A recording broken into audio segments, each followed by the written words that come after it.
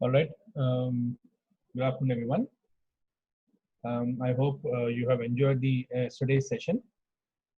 May I know how many of you, once you go back to home or to the workplace, have tried to go to the concept which actually which we dealt yesterday?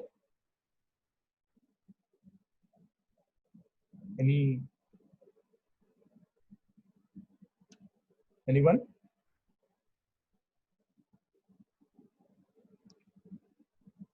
All right. See, the yesterday's concept which we dealt with is a natural language processing concept where we have taken Amazon Electronics Mobile Review data, where you have close to 1 lakh plus records and reviews, 1 lakh plus reviews.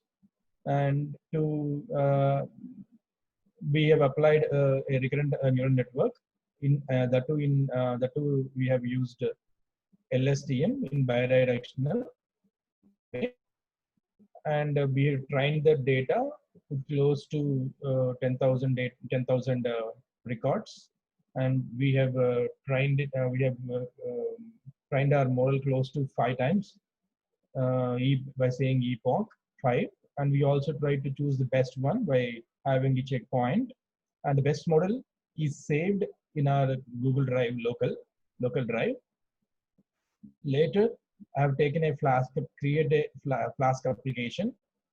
Flask is a single-threaded server with which that model is wrapped around that inside it.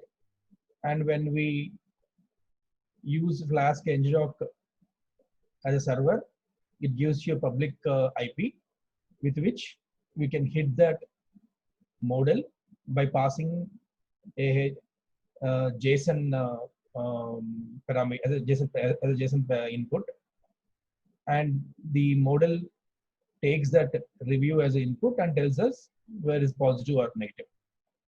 If you can recall the steps yesterday, this is what we have done in Colab, Google Colab. And there are so many examples are available if you want to try and practice at home for the Colab. You can go to Google and then say Colab open source examples and all. You can see a lot of them. Many of them actually are there. You can start practicing them, and in your day-to-day work also you can start working on that.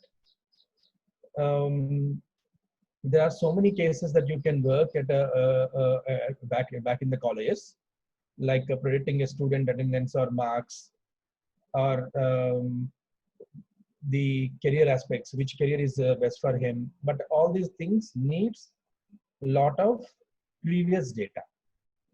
Creating a machine learning model without having past data, near impossible. Okay, you should have good data, which is already making some sense, or real-time data captured with your inputs and also outputs. Then by giving these inputs and outputs to your model, you can train this model so that it will be self-sufficient and can predict things later on. So when if someone's asked you to create a model without data, it is almost impossible. Okay. There are a few open source tools are there for the open source libraries are there for building the models and all. You can, but based on the requirement, based on the need, you have to choose the one which exactly meets you. Now, today's topic we will see. Till yesterday, you don't need anything to start with. You don't need to have a credit card or something to start with your those services. But today, we are going to introduce you Google Cloud Platform, where you have so many managed services and also overall platform services also available. For this to avail, you need a credit card, but you won't be charged for that for almost for 1 year, or $300, whichever is first. Now, to have that, again, you have to go to cloud.google.com, where you will have a registration link. There, once you register, then it will ask you the credit card information. He will clearly give you the instructions that we are not going to charge you. Anyways, I will show you that so that.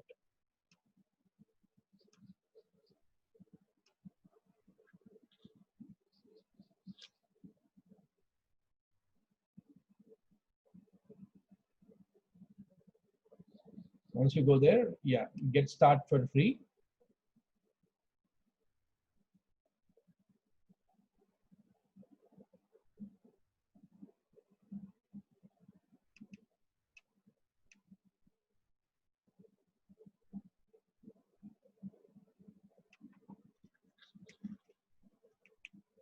I think I have already one account on this, so I got to add one more account.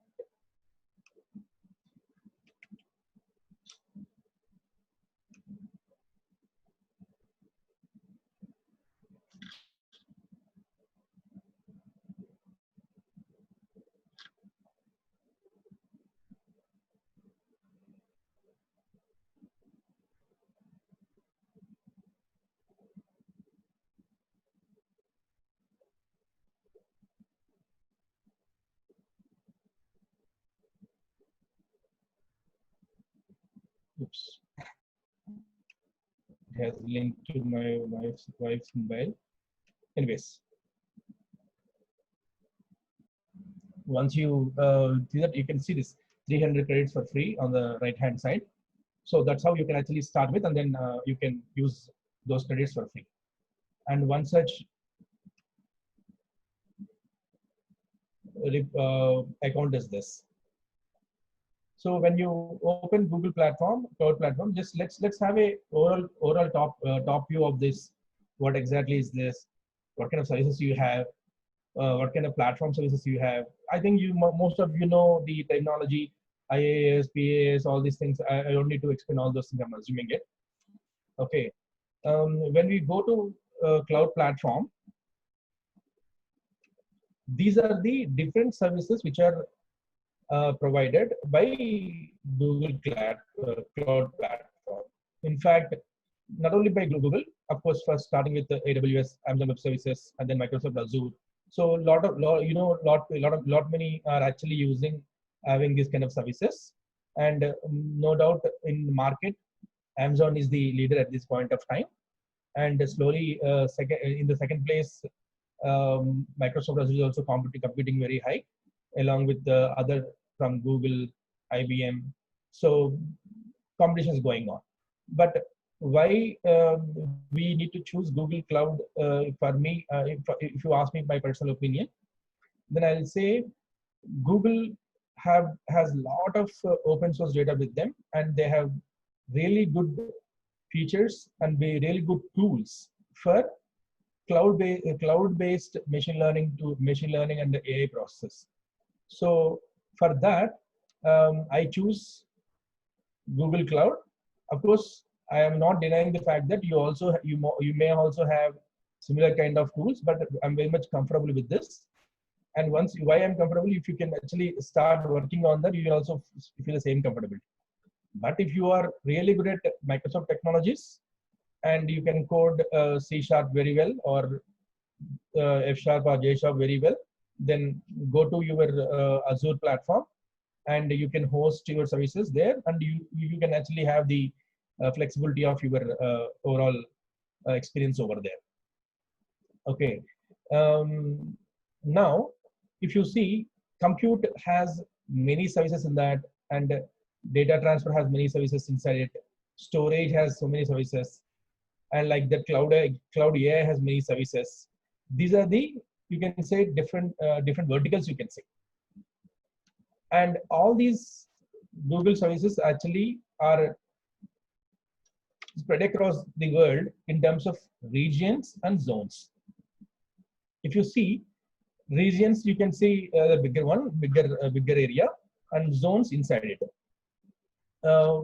Almost there are close to 24 regions are there, and 73 zones are there, and network edge locations are there, which is again under the zones. You have that for the faster access and the cache purposes and all here used. Now they're actually still building many more. Yesterday also there was a news that In Poland also, they are trying to come up with one more data center. For us in India, we have one in Mumbai, Delhi one is actually coming up, and we have one edge location in Bangalore. And like that, they're promising more edge locations and all. When you are developing an application and hosting an application in Google Cloud, general practice is to ensure that you deploy the services or application in a region or in a zone which is very close to your customers. So that's a better practice, so that network latency will be very low. So if your customers are spread across, let's say, in Asia and few parts of Africa, maybe in Africa and all. So you need to choose where you need to have your services hosted. So for that, understanding zones and regions is very much important.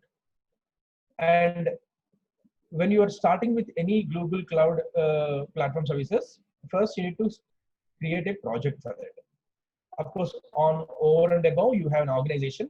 And inside the organization, you will have multiple projects. You can have multiple projects. And within the project, you can host multiple services, and also you can create multiple applications. So you need to not only have the just inside view of one or two tools, but you should have overall perspective of the tools. For you, Google actually have created a lot of YouTube channels for a Google Cloud platform.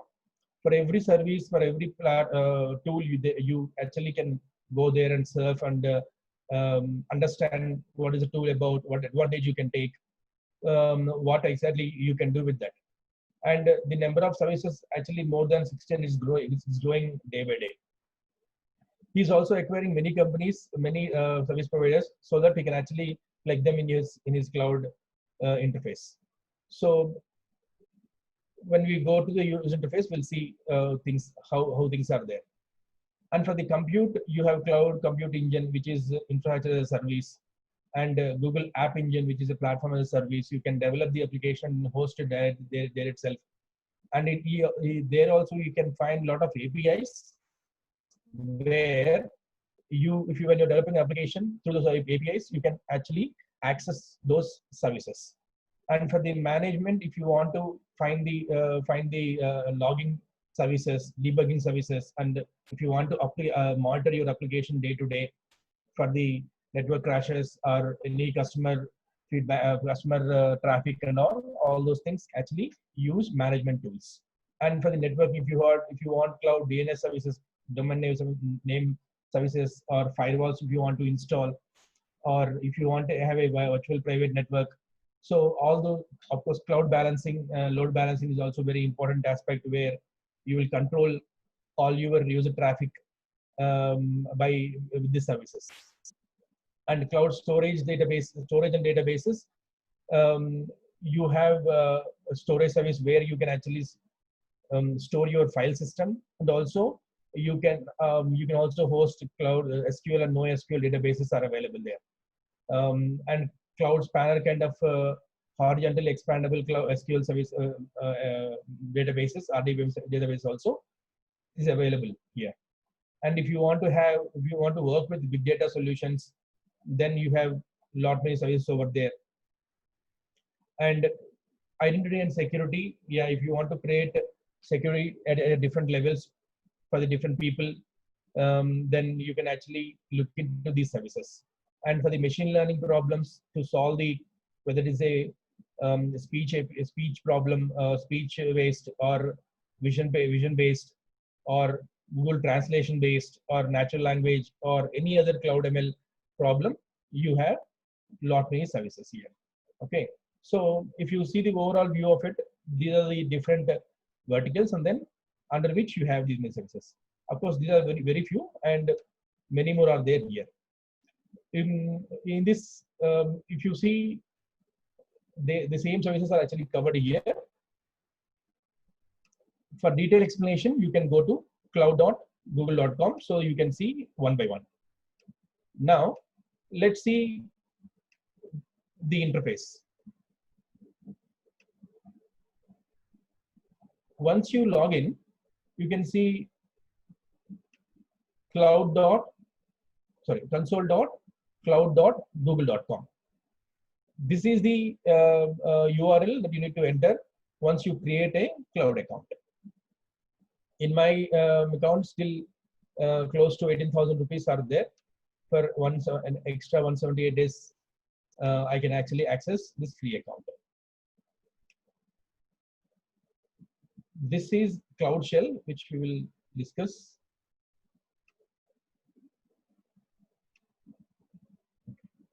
Now, this is the dashboard for you for the Google Cloud Platform.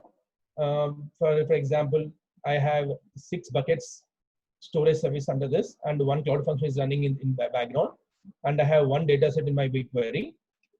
As and when I create new one, once my work is done, I release the resources so that I can save my credits over here. If the service is required to be continuously working for your customers, obviously you need to see the budget for that. Now, once you click on the navigation menu, you can see all the services over here. Let's touch a few services which we want to see. If you want to create a VM instance, then click on Cloud Engine, Compute Engine, where you can create one instance for you in any of the zones or regions.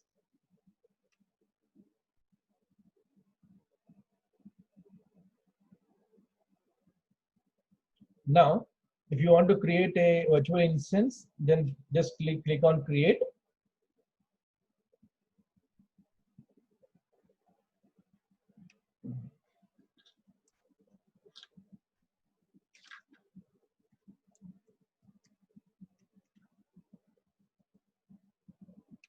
So you can see how this will be built also, few details, and in which region by default is creating. It is in central US Central 1 location, and the zone is 1A.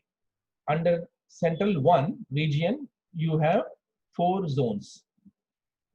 So you may create your instance anywhere. So you also can choose the configuration of your virtual machine. So for the demo purpose, I'm using the default one. And which OS you'd like to have. All those things you can mention and then create.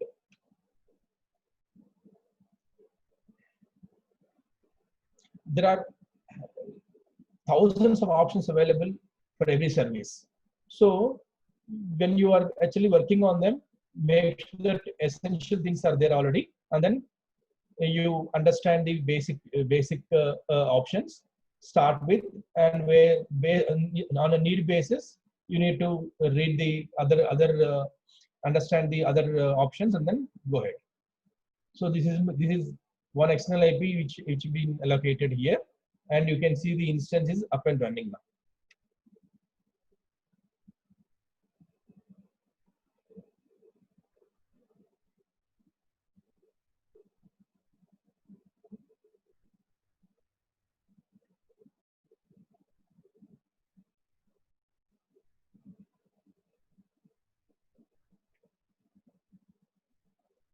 Okay, so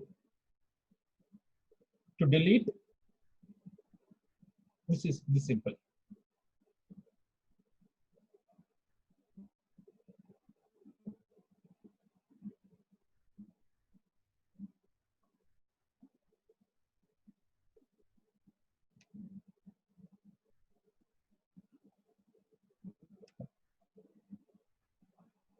And one more service is cloud storage service, where you can actually have your file systems, images, all those things can be hosted here.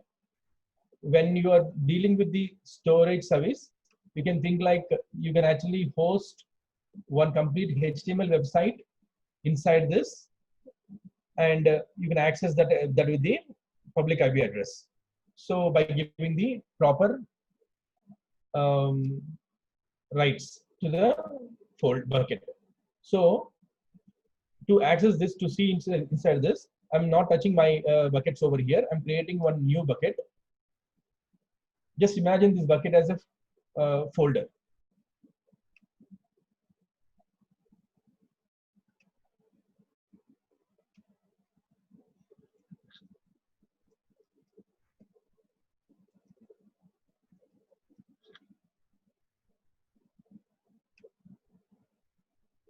The bucket name should be unique every time. So please make sure that you give complete description of the bucket name so that you also remember, and also you can identify that very easily.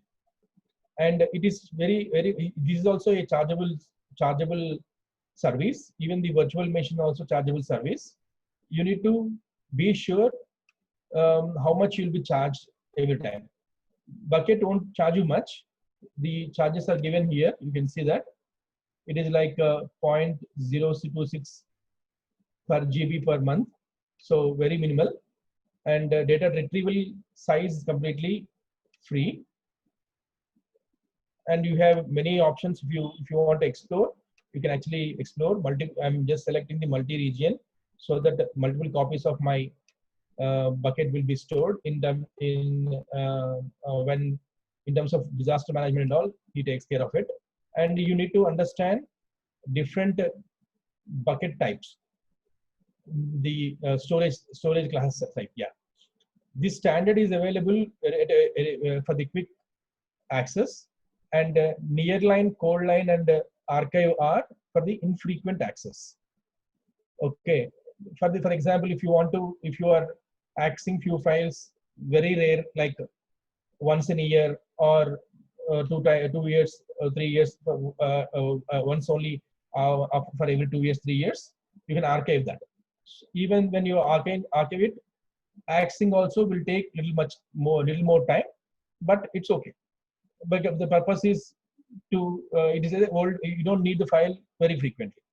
And based on for every quarter, if you would like to access, then go for cold line. And nearline, if you access it, but very frequently, like monthly, then you can go for nearline service.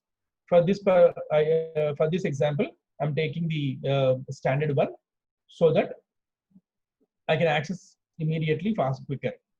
Okay, and based on the storage type, your billing also changes.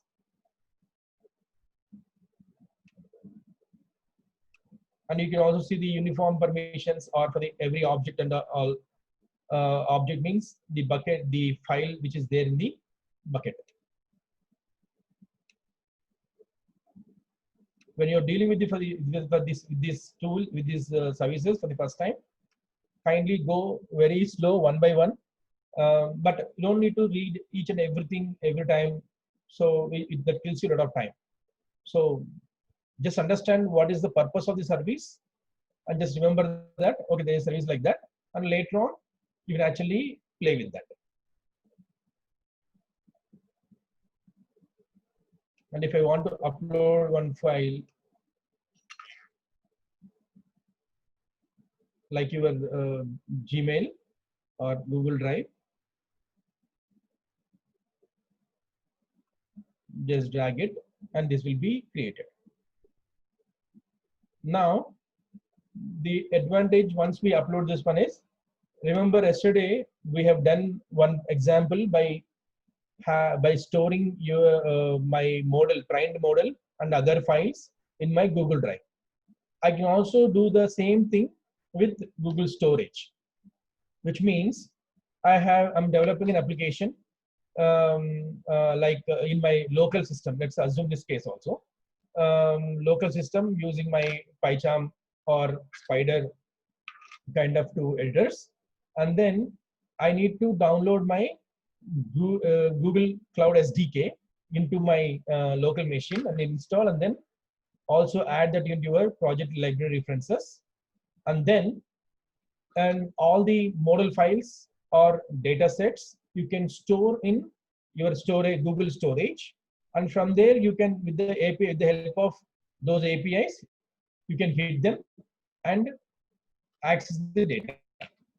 Just imagine a application like Dropbox, okay, where you upload your files and download your files from one repository. So you can imagine that you are with the storage area, with the Google storage area, you can do such applications. Recently, Government of India also, not recently, many couple of years back, Government of India also have released an application called DigiLocker, where you can upload your files and secure them. Just imagine you develop a mobile application which is Android based, and you have your cloud SDK, and then develop the code in such a way when user one actually uploads his documents, then a separate folder with his permissions is uploaded to your storage. From there he can access to and fro. So that kind of applications you can develop with these services, with this service. Okay, and removing and all can be done. And same operations can also be done with the help of GS Cloud, Google Storage Cloud, which is a Python utility from Cloud Shell, which we are going to anyways demonstrate that. So same file I have just drag and drop here, but I can also upload it with the shell commands, which we are going to show anyways.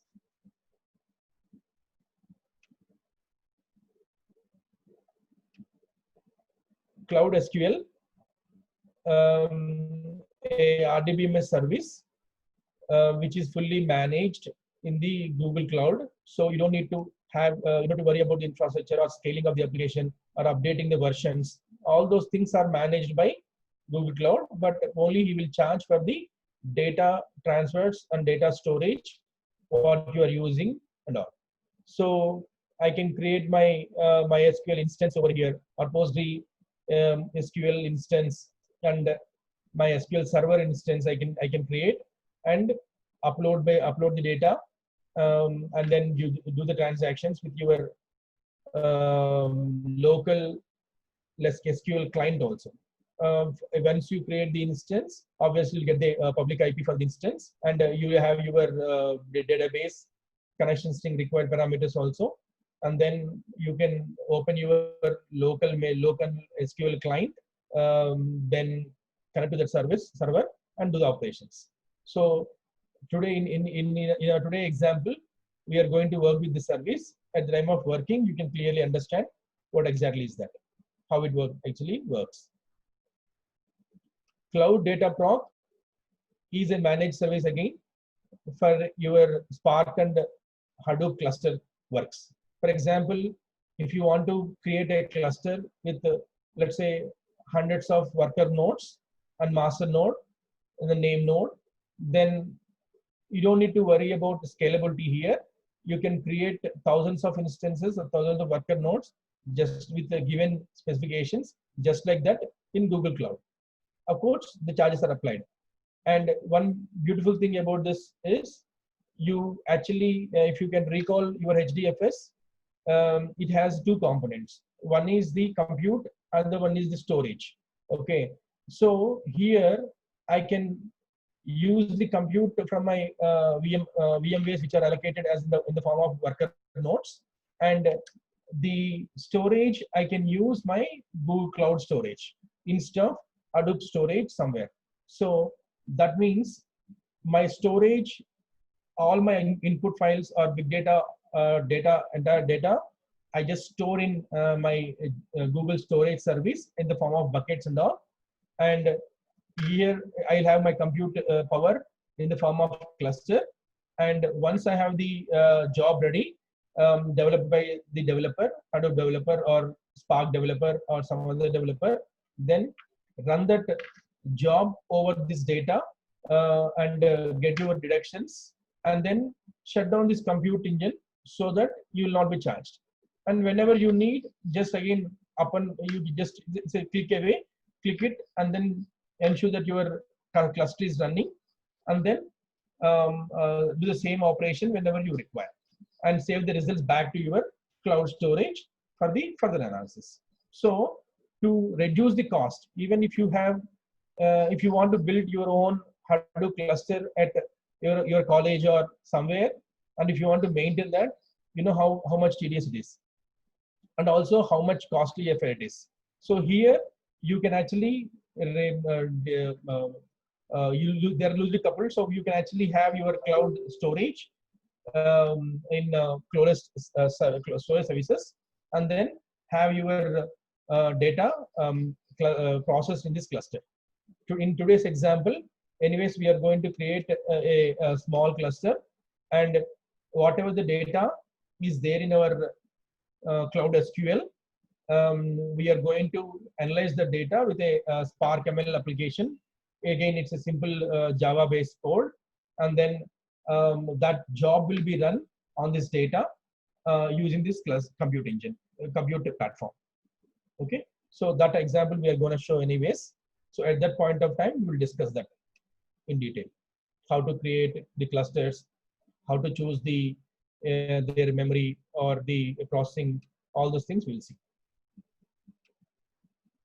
For this to run, first when you open, you create your cloud platform account, you need to enable the services.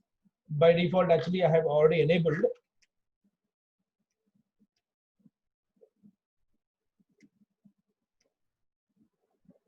So once you click on this, first you have to enable this and then come to this point. By default, for me, it will be enabled. So that's the reason I have disabled only. Okay.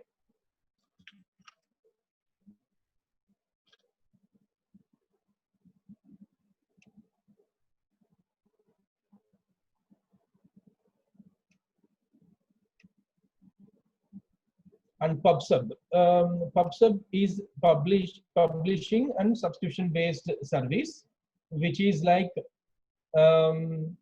you can imagine like this. You have multiple users, and for the multiple users, if you would like to, based on the request, if you want to serve at certain point of times, then just imagine this as a trigger point.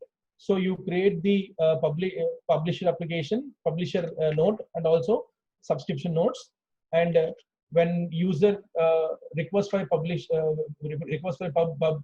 notification and all, then attached cloud function, Google Cloud function kind of thing will be invoked, and that Google Cloud function will talk to the different services of your Google Cloud services, whichever based on your application architecture, of course, and picks up the ones which you want to, whatever the logic you have in your cloud function will be executed, and the result will be given to back to the user through this PubSub thing. So you can imagine as it is a trigger points. Okay, so that kind of service are actually done by this PubSub. Data flow is one important aspect and one important service. Again, with this, you can create a complete flow for your data. For example, once you receive the data, and then if you want to do your ELT or ETL transactions, then you create a flow, workflow kind of thing, where, okay, once I get this data, then I need to transform this into this way and then this way, and apply some certain algorithms on that, and create some deductions about this. So this kind of flow can be created using your data flow service.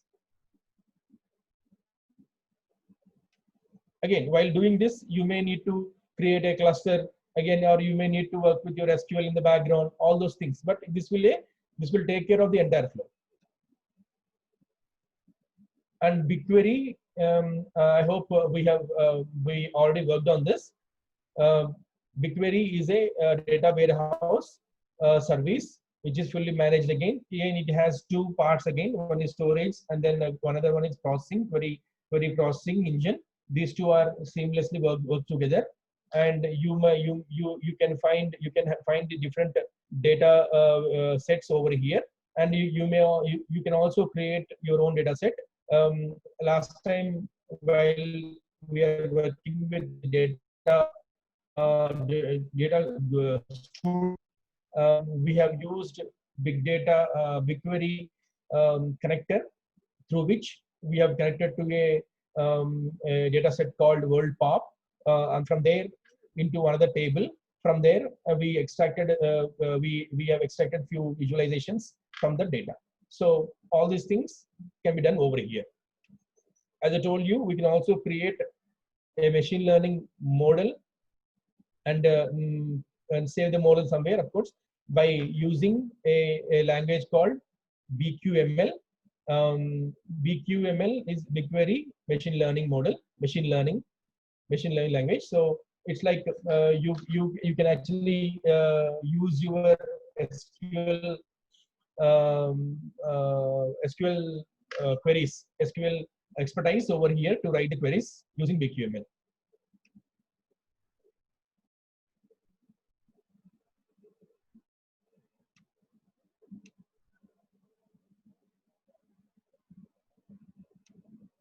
All the APIs and all will be there.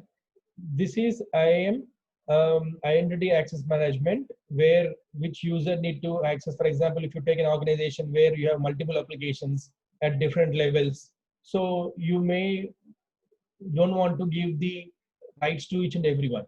So you need to create user access groups and corresponding services rights, which one to create, which one can delete, who can view. All those things can be managed over here. And you can also buy the third party services over from here. And the billing section is where, if you are using your various services, then you can see the billing interface, where which is charged, how much, how many hours of utilization is there. All those things are visible here. For now time being, we are not charged, so obviously billing will be zero. And you also have capture services and all. You can explore a lot of services up there. And App Engine, as I told you, it is a platform as a service service, where if you want to create an application and then host it, be it be any kind of application, you can use your App Engine. And Cloud Run, if you want to Cloud Functions, as I told you, yeah, if you want to work within the different services of your cloud services, then you can write your customized code in that and deploy it, and that function will be in the working in the cloud, and you can invoke the function with the help of PubSub service calls, so that function will be invoked after at a trigger point. Then it will execute and do the required work and move forward.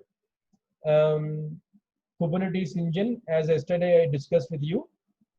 For example, if you see Amazon website or Flipkart website, you can see recommendations for the users. And if you create a model for that based on the user, based on the more recommendation, those are shown at one section of the website. So for that, you have to deploy the application into the production. So once you Flask your application, yesterday you have seen the Flask application, right? Once you Flask it, then you have to containerize that and give it to your Docker. And this Docker file will be again deployed into Kubernetes, so that it ensures zero production, zero drop time in the production, and it is also scalable to many users. So that model will be served into your real-time application. So think in that way. It is like containerizing the application and then be ready for this serving to the public. And you can also do that with the Cloud Run. Whereas in the Cloud Run, you don't need to do anything. Once you flash the applications, then push it to your Cloud Run, and then it will be serving automatically. And these are the different kind of database storage services you can see. So these are the different services which you have. You can also try with different services, not to. And don't worry, you have extensive documentation for that.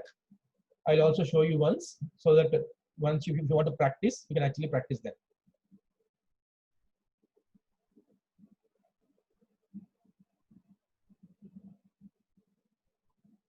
today I have created a different quiz form.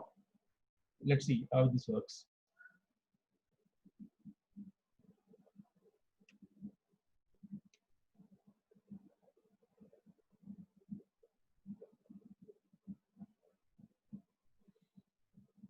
So someone is raising the hand. Do they have doubts?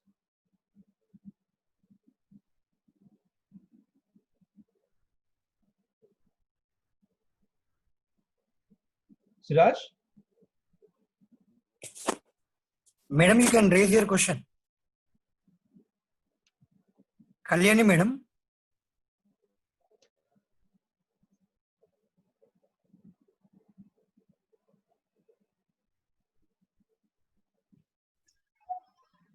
We will give cycle, sir. We will give chance at the end. Okay. If anybody want to ask a question, please hold it for end of the Once you, yeah, when you have different products over here, once you click on any product, then you can see a different, you can also see different use cases over here. You can understand from here, and you can see all the features. Complete documentation is available within this. So you, and also you have many examples to start with. Quickly, if you want to work on this tool or work on the service, then go to one quick start and then start it off. And like that, you have a lot of YouTube channels also for the services. So you can just start with and also see one or two videos and start with. One advice that I have to everyone is don't work on each individual services for a long time. Okay, without any having an understanding on the use case. So first, assume a use case.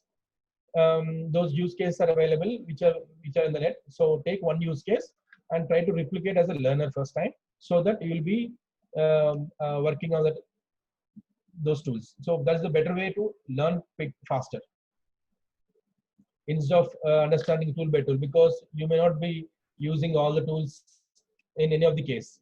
So it's a case specific. Whenever you need a specific thing, then get it, understand that and get it done. And you can also see the pricing part of each and every tool. So basically, this is the place where you can see the complete documentation about the services.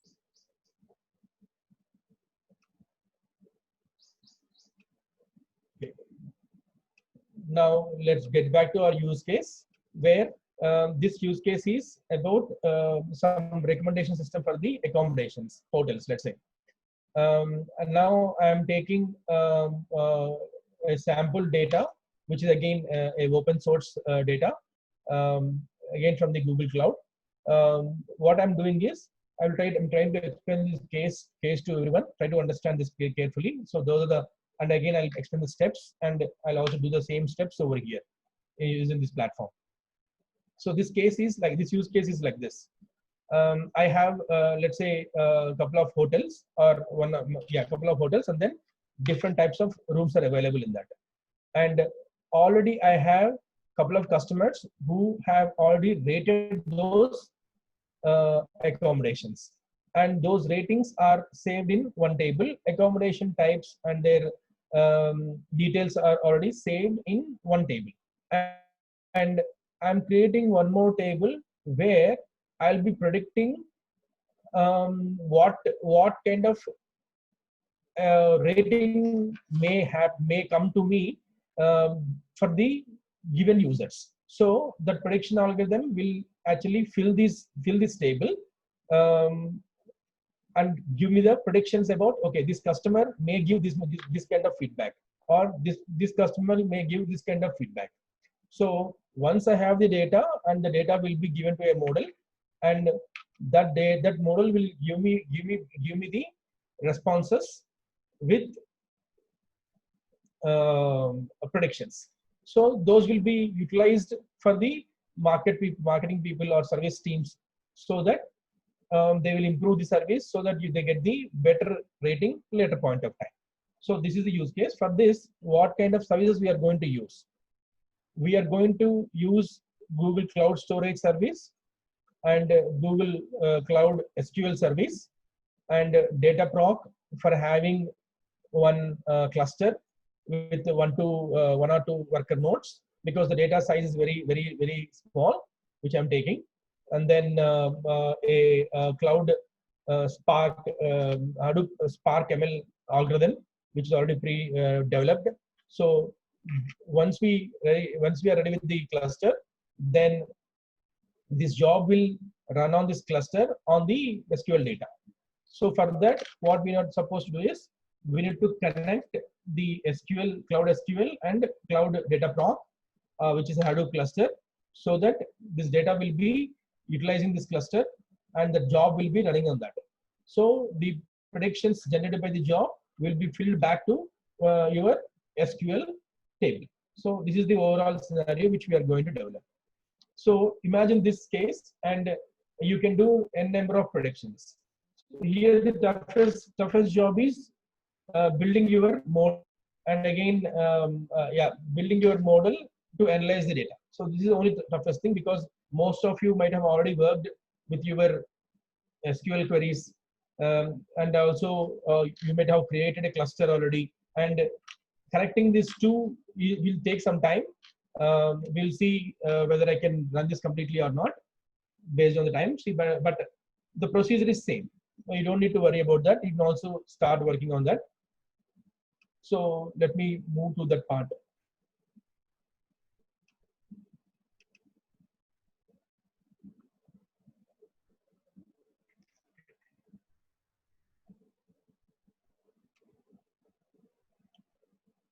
Recommended products using, not products, yeah, accommodations using ML with Cloud SQL and Proc, let's say.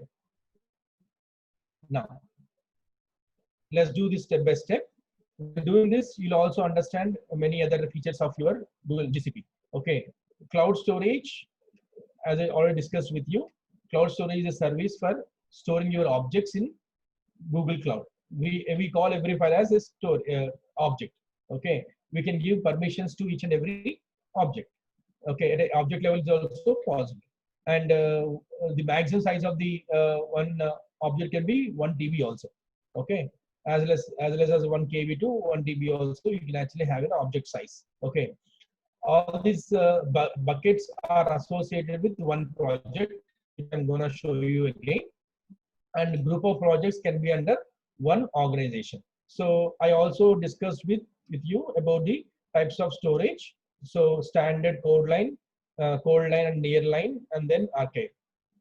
Yeah, again, Cloud SQL, yes, we have discussed. This is a fully managed database service that makes easy to set up and maintain, manage and administer. Yeah, all these things are taken care by the Google Cloud platform itself. You don't need to worry about that. And one Spark ML job, which is in the code format, which I'm going to show you. Data Proc, as I told you, it is a managed service again, and for the Hadoop services, which we are going to see.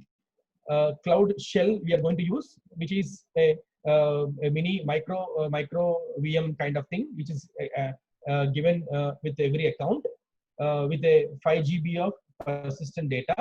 If you want more data, then you have to extend extend your micro VM to different size, but this 5 GB is not charged, and better not to extend it, because most of your operations can be done with this 5 GB, because it is a temporary use kind of thing. Okay, using Cloud Shell, you can write your commands over there to operate or to work with all these services, which anyways we're able to see. And yeah, we are going to work with this, but before that, quiz time. I have created a Google form here. So whatever the explanation is been given so far, try to answer question number 1, 2, 3 in this. Don't try to answer everything. We'll come to step by step, so you'll enjoy the session completely. Where can I post this? Where is chat? Yesterday also. Yeah. Siraj, in the chat box, I'm just posting a URL. Are you able to see that? Yes, sir.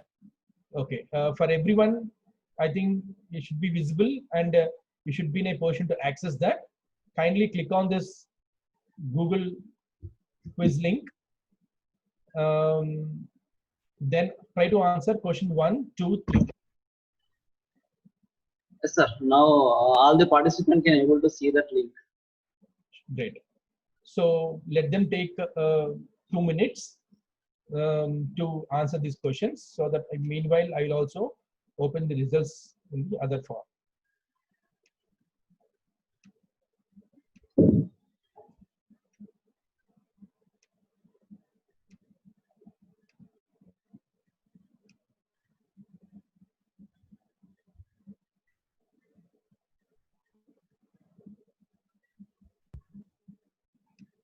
I think you may need to submit everything. I think.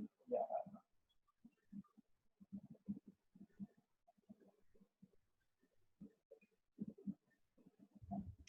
Okay, answer them, but yeah.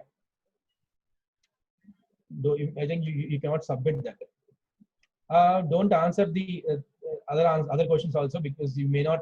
Of course, if you know that, of course you can answer that. No problem.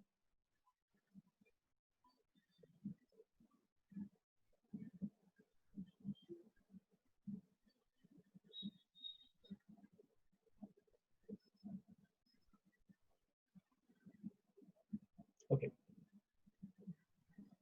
Otherwise, let's also do this way. You keep the question form with you. You can answer them better once we go to some more extent. Okay. For time being, just stop answering and just go to the questions and keep it with you. Okay. Now let's come back and start the session.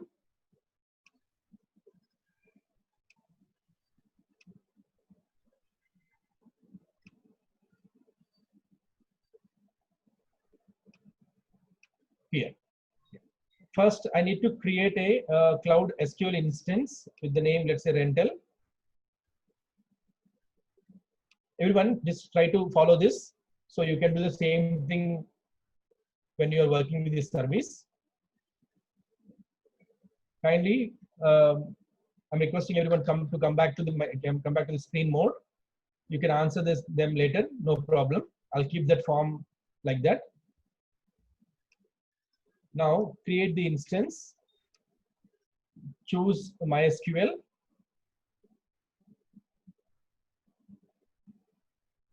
Yeah, by default, yeah, because I created a demo one. So rentals is my instance name, and then I have used a password called rentals password. Then you can also actually auto generate it, but it is very difficult to remember. So I just gave my name. I gave my own customized password. Now you need to make sure that you remember this region and zone carefully when you're creating your SQL instance. Why? Because when we are creating your Hadoop cluster and trying to couple them, the SQL server and the data proc service, which is your cluster, when you're ensure that those two are in the same region. Otherwise, when you are trying to couple them, it will throw some errors. So that is one caution note for everyone. So to make it simple, I'm using the US Central 1 region. Under that, I'm using first one again, 1A as my zone, so that I don't forget that. And if you want to work with other versions of database, you can choose just like that. If it is in our computer, then what you do, you may need to uninstall or reinstall or update. All these things are done by cloud platform itself. So when I say it is a managed service, that is the meaning of it. All these things, updates and all, we don't need to worry about. They'll take care of it.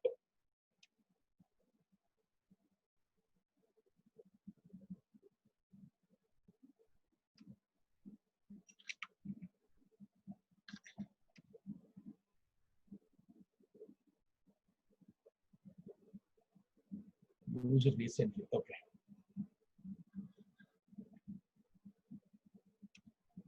rentals new. Okay.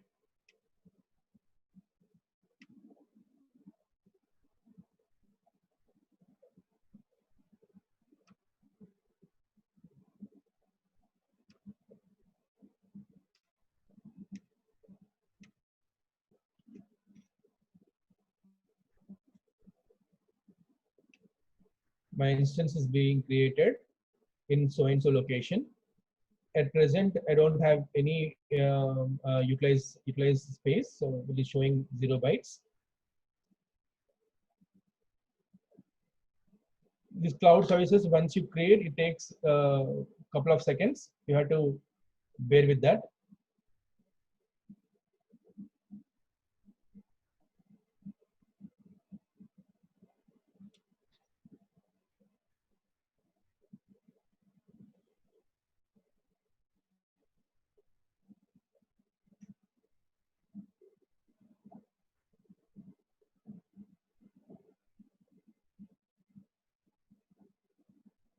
I think this quiz probably would have started after 3 to 4 minutes of creating all these things, so that everyone will be able to answer it.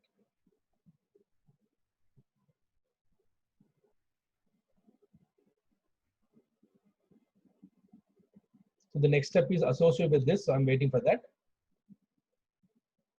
Creating your DB.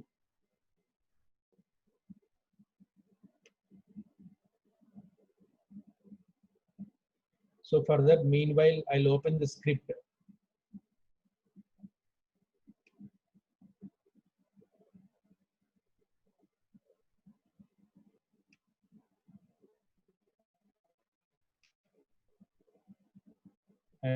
I need a cloud shell for that.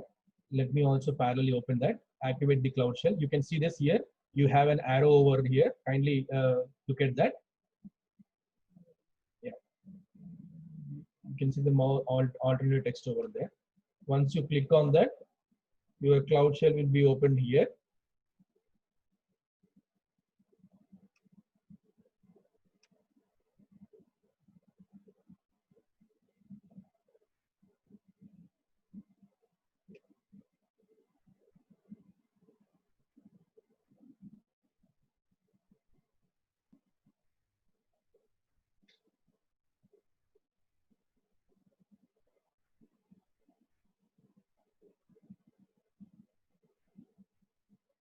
Yeah.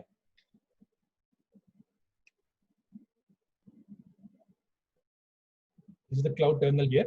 So by default, this project is already set. Now, gcloud config set your project ID. Here, to instantiate my whole process under one project, anyways, it is already there in the yellow color here. But to ensure that again, I'm just configuring this to Cloud Shell to my project, present project. So, what is my present project? Appointment schedule is the present project name. In the free version, I can only create 20 project names. Okay, so I'm using the same project name for the to save my resources, because I already used 8 different projects and removed them. So so to keep the other 12 alive, so I'm keeping that. Now this is my project ID. Different, as I told you, top level of the hierarchy is organization. Under the organization, you can have multiple projects. Under the, again, different projects, when you are using so many resources, you can have a IAM layer where which user can access which resources. So keep that architecture in the mind. If you want to create a new project, you can click on this. For the first time, you can click on this, so that project ID also name should be unique.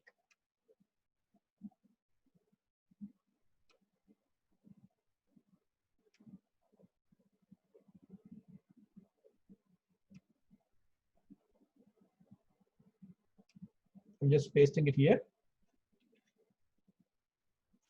Updated the core project name here. Now, still don't know.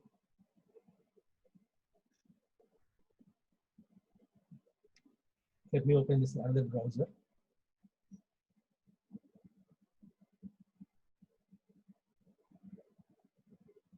There is a symbol like pen over here. It's a editor, open editor, where you can see the 5 GB data, whatever is there available here. Probably I might have used some 50 to 60 MB.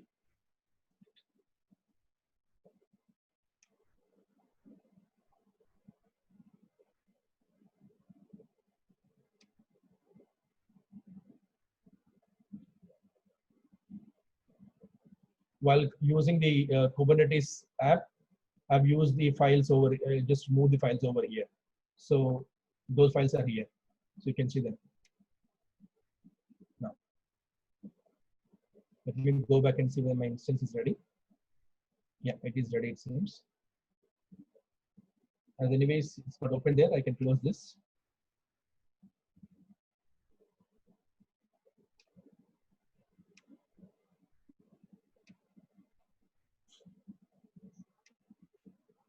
So rental new is your new instance. As of now, we did not create any database. So the public IP for this is this. Okay. You can also connect to the Cloud Shell from here, from the SQL service.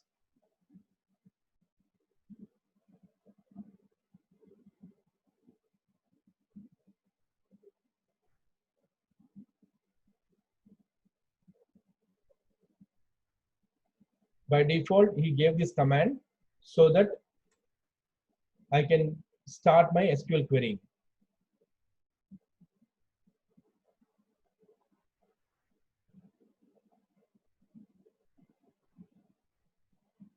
It won't take 5 minutes, don't worry.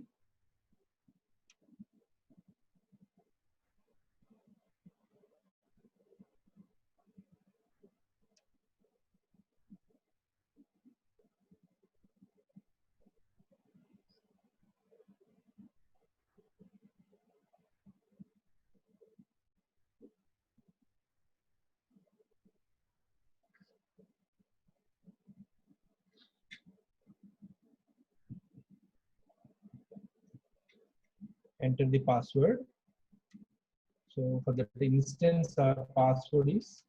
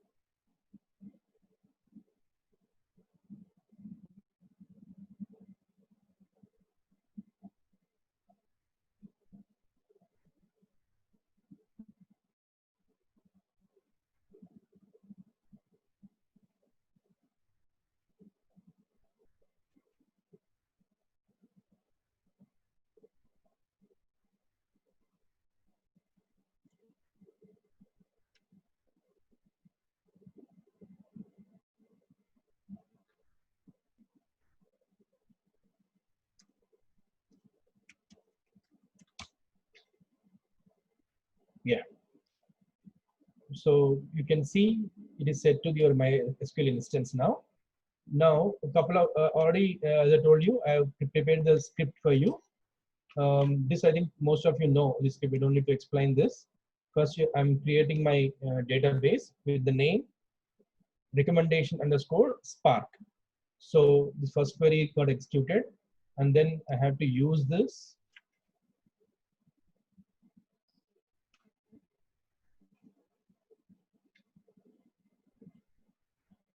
And if tables exist, then I'm just dropping them. And then I'm creating 3 tables. Accommodation table, try to understand this part. I'm creating a table with my one ID and then title of the accommodation and location and price, rooms, rating, type, and also I'm setting the primary key for the my ID. Also next another I'm creating another rating where user ID is given, accommodation ID is given. Obviously accommodation is the foreign key, and then rating by that user for that accommodation. So this is the place where you can have your ratings, and recommendations is the where you will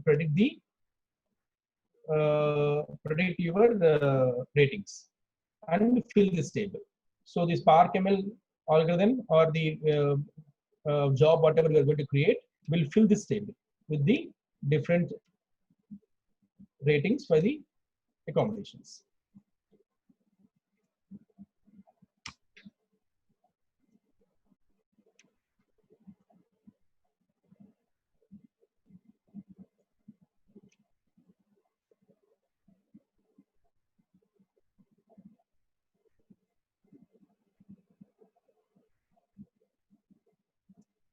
So let me show you the database. Yeah, one database got created, recommendations, Spark, and I'm using same database. And you can also see the tables. 3 tables got created. Now, the tables, whatever we have is obviously empty tables. Now, we got to fill those tables with data. For that, we can use SQL storage area to save the data in CSV form. What I'm doing here is I'm downloading the open data in the CSV format, which is already provided by the services, Google services in use cases.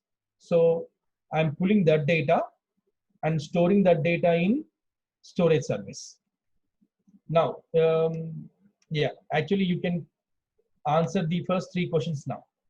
You don't need to submit the form immediately because another question is also there. So submit once we complete the session, but you can answer 1, 2, 3 questions. I'll give you 2 minutes now. Please go ahead.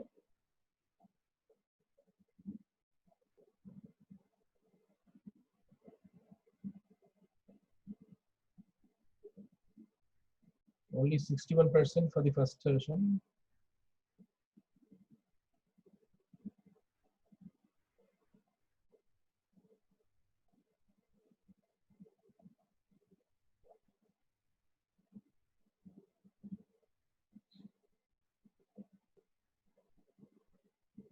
Oh, most of you actually answered it. It's okay.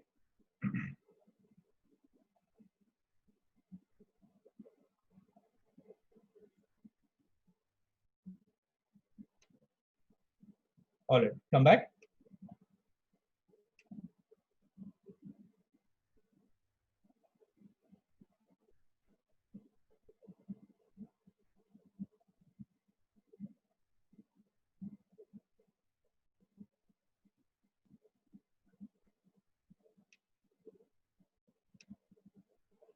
So if you want to see whether the data is empty or not, obviously it is empty. You need to check.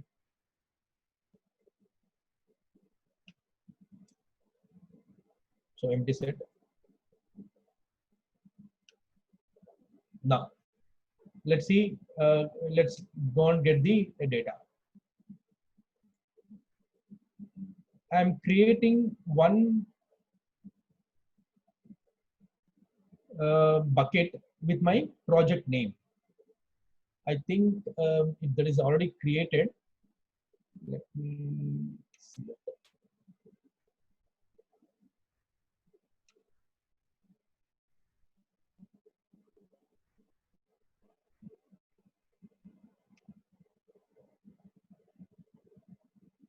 Yeah, this bucket is already created. Let me delete this so that I can create a fresh.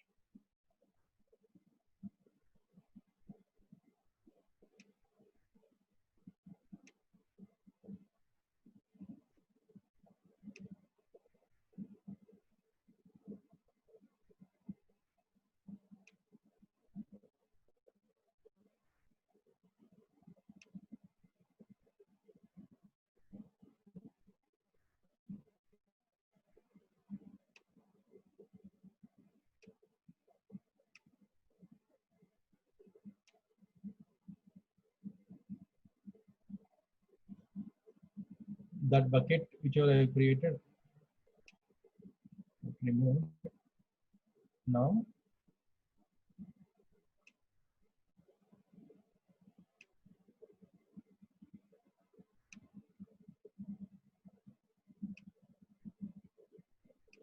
I have opened the another tab, right? So there I'll connect to another shell by not touching this SQL one, because I will be using it later on.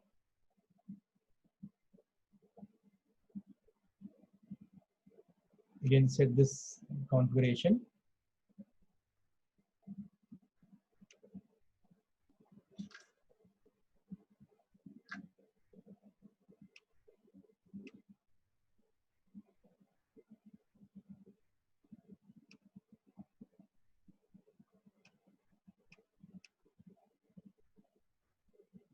Project ID.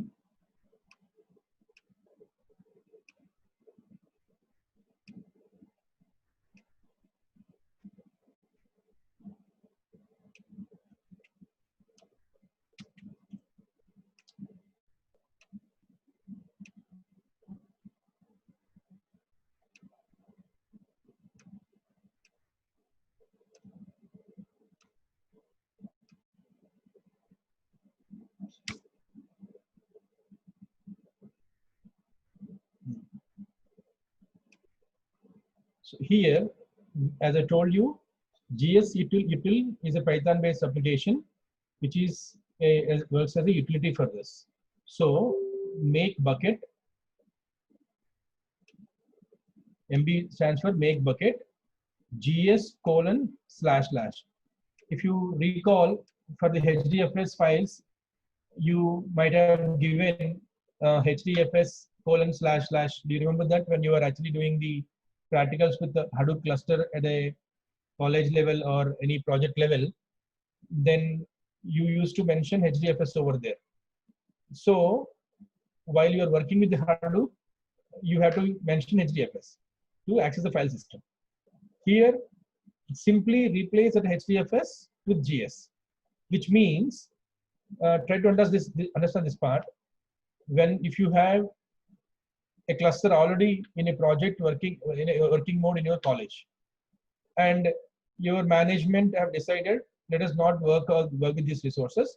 Let's move all your files, HDF files, to cloud, and then work in the cloud.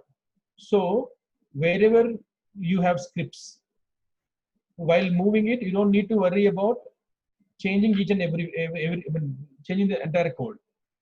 Just go and find HDFS:, change with GS:, and move those file systems there into your cluster.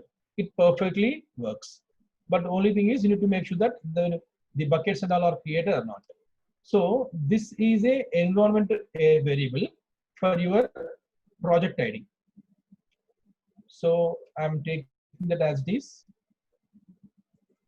So my project name is already saved in that variable by default. You don't need to do that.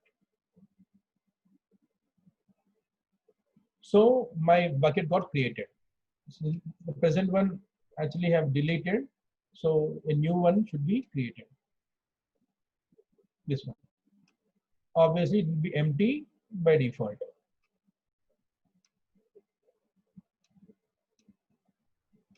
Then you don't need to have stick on all. GSutil MB bucket we have created. Copy data, your storage. Yeah. Now GSutil copy files from, this is a open CSV file in the bucket format in Google Storage provided by the storage services for this kind of use case.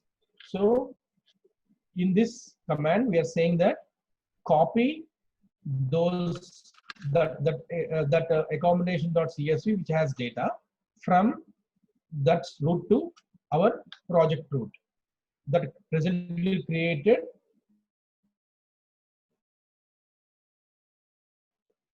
File got created with the 4.0 8 KB.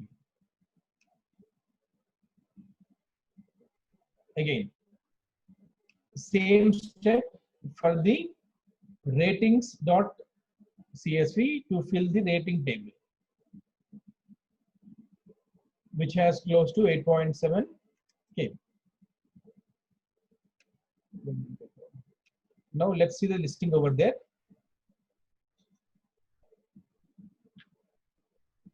So 2 files are there, obviously, so we can see that. I think these comments you are aware of. I'm not opening anything now, so leave it like that. Now, once your storage is having the data files, then we need to import that data into SQL table. Alternatively, if you have CSV files somewhere else or your backup files, scripts, then directly you can actually pump in the data with the batch upload mode into Cloud SQL. So for this example, for the utilizing different services, we are taking this approach. That's it.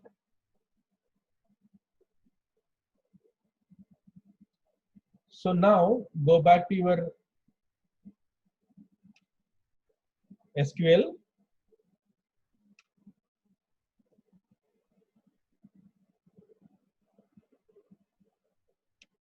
Rentals, new.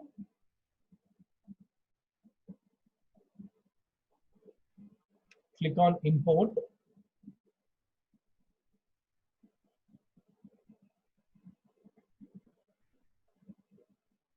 Browse this. The accommodation table.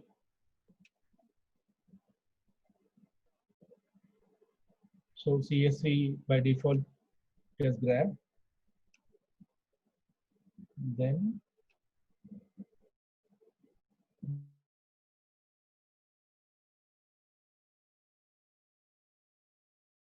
there's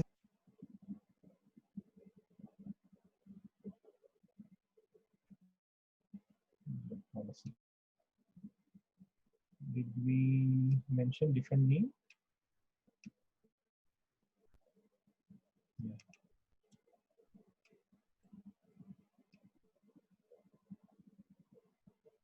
Policy has been modified by our process.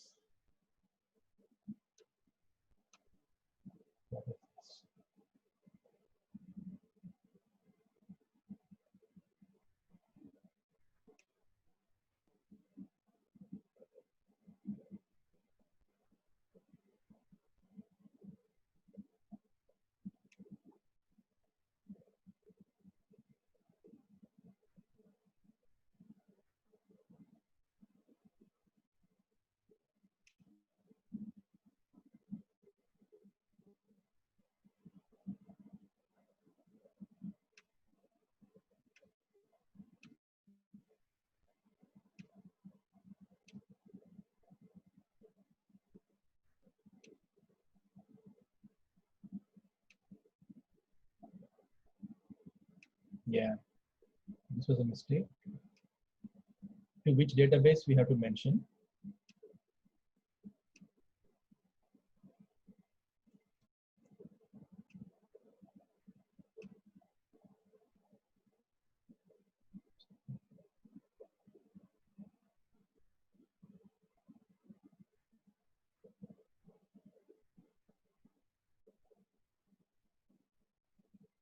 There's a problem.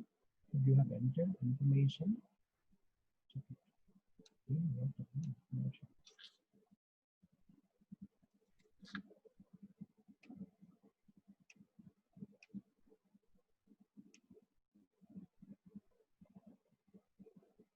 don't know.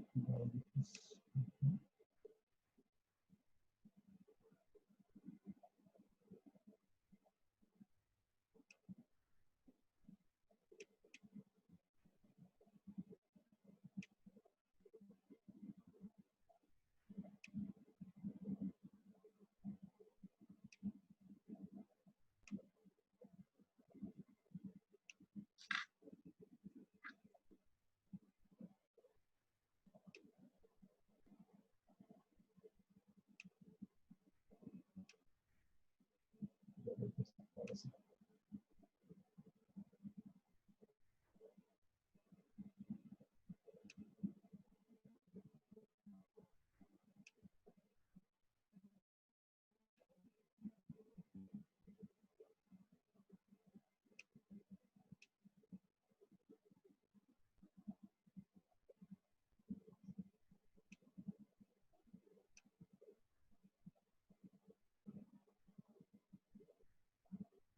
Give me a minute.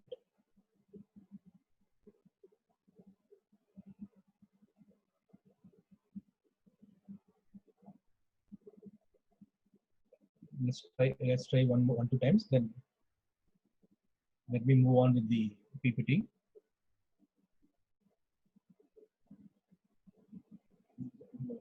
Keep fixing the ratio now.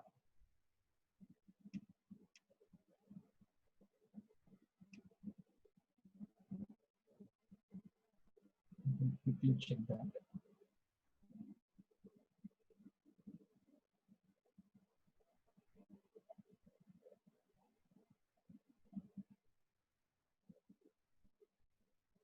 This is a logging where all the logs are tracked.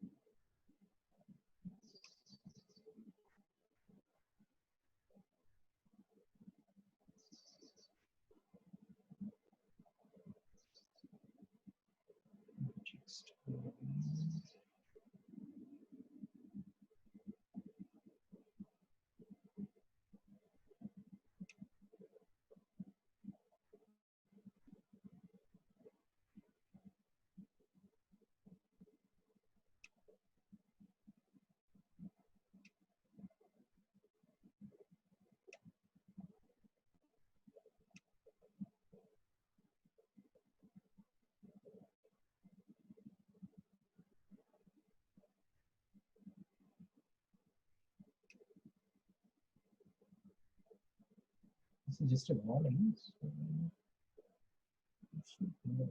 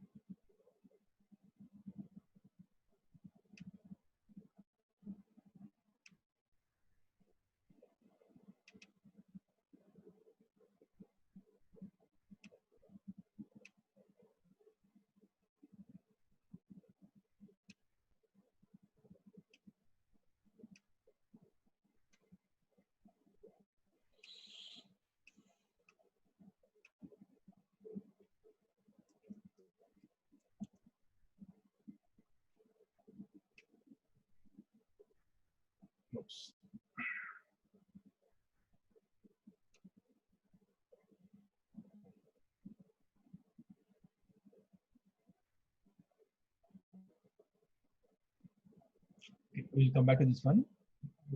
Let me go through the entire process. Then, if time permits, we'll show you. I'll show you that. Yeah. So once you create that, then we have to import the data as I shown you, just like that.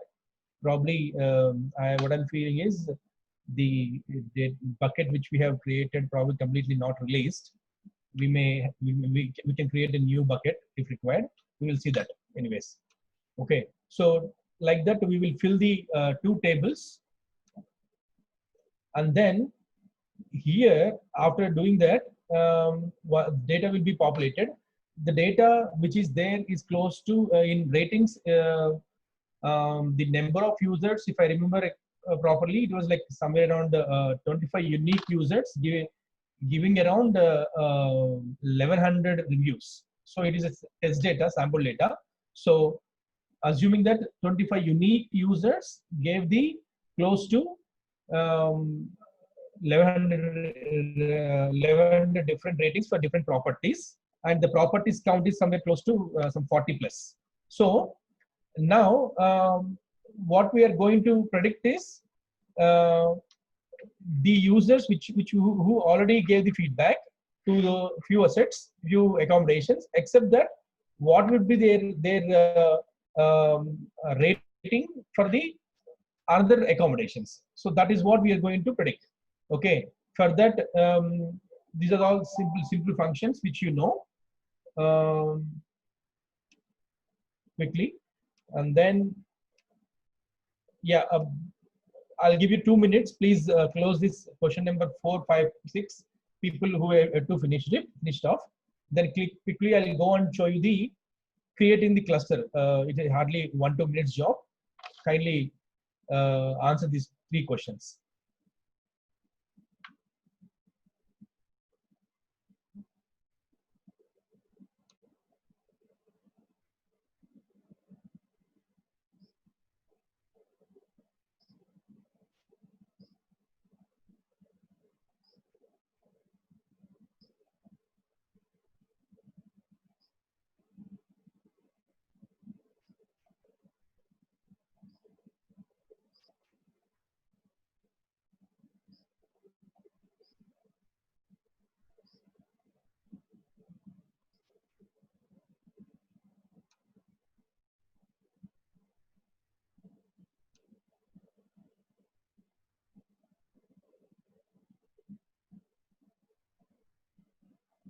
Good response.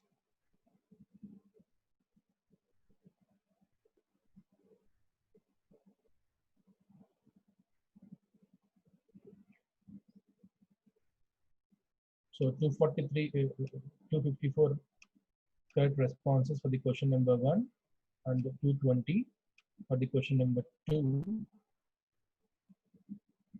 question number 3, question number 4, and question number 5.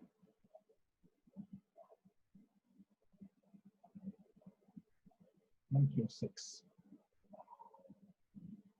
All right.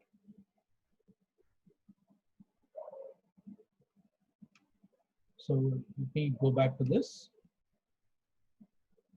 Quickly, let's create a cluster.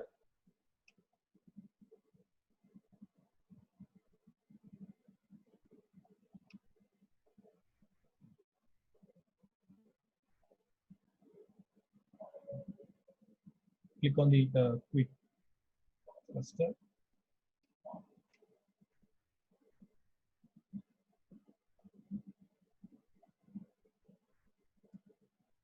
So cluster name can be same as the instance name. There's no harm. And as I told you, please ensure that region and zone are same. So US Central 1, but this is Central 1 A here.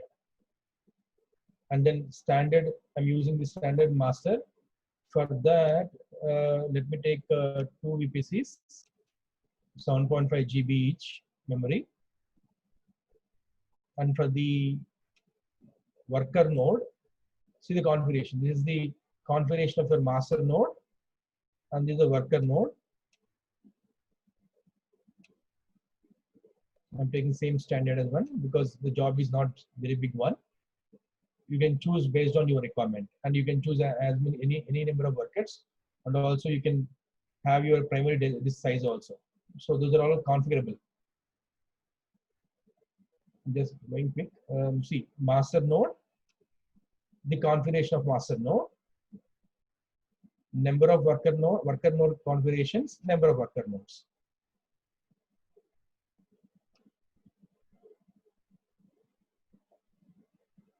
That's it. It's creating a cluster for you with 2 worker nodes in this region and zone. Okay, state is provisioning. Once this is done, then there is no connection between the SQL Server instance that you have created and the cluster that you are creating it now. So we need to couple that. So further, there is standard script already available, where because these worker nodes are nothing but they are VM weights. So they have IPs again. So your master node will have a public IP, and your worker nodes also have public IPs. So these 3 IPs we need to configure with the IP address of your instance. For that, you see the standard script.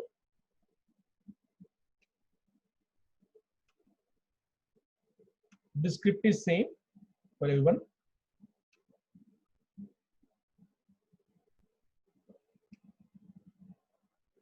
So here you need to mention your cluster new name. I think rentals new, and Cloud SQL also new, and zone is same, and worker nodes are 2.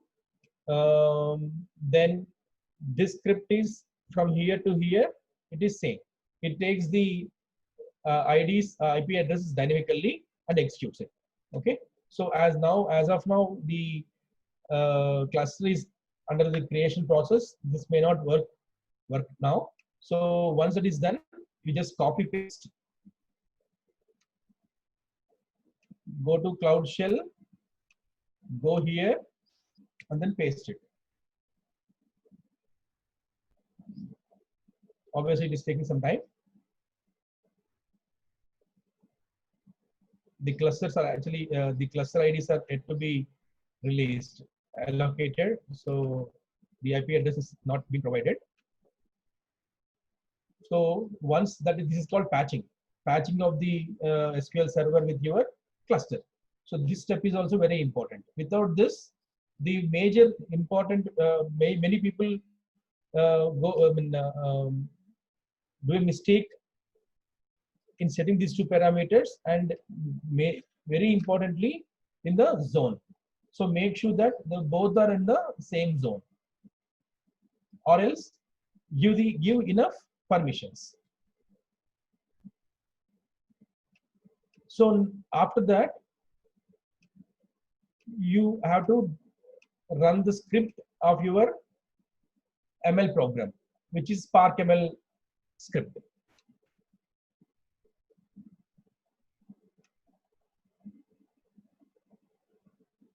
Even that script is also available. So let's take that script.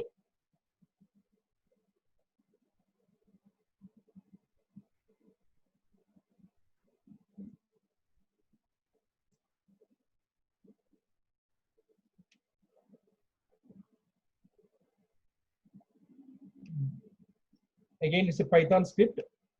Train and apply.py, which is nothing but here, this one.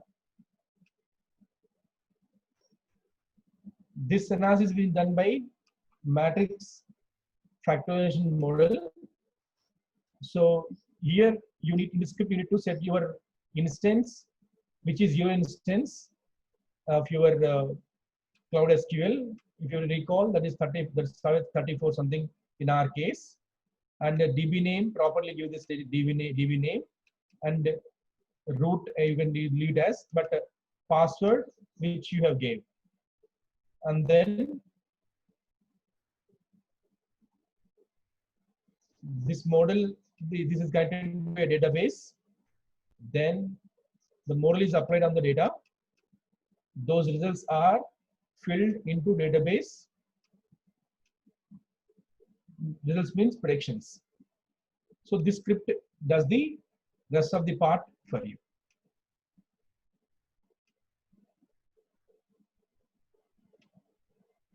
The cluster is ready.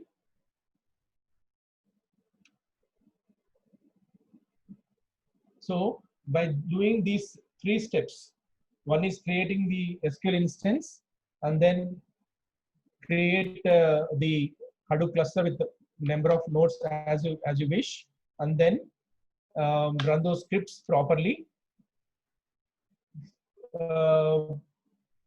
Then your model can be trained, and then the results will be pumped in back to your SQL server. So I think I'm already receiving the message from Siraj. Yes, Siraj, I'm stopping it here. With this use case explanation is over. There was 1 2 feedbacks were there. No problem. We need to just make sure that bucket recreated. So this entire process will be smoother. Don't worry. Okay, thank you very much. Sir. I will always share this with you, Siraj. Okay. Yeah, all the Sir, participants. Yeah, sir. Thank you very much, sir. Ask me the question, please. All the participants, it is requested that your attendance form is in chat box. Please fill it. It is available for another 5 minutes. Please mark your attendance.